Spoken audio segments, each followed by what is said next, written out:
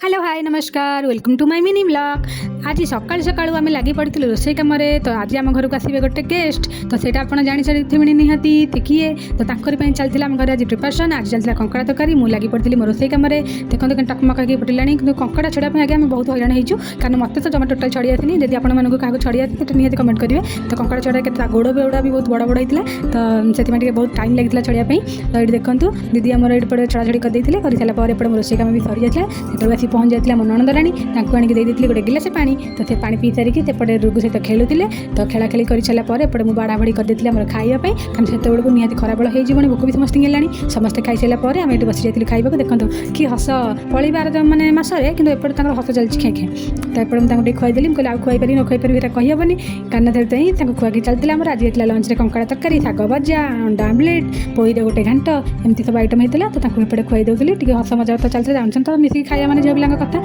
चलती गपसप तो रोचे जय जगन्नाथ।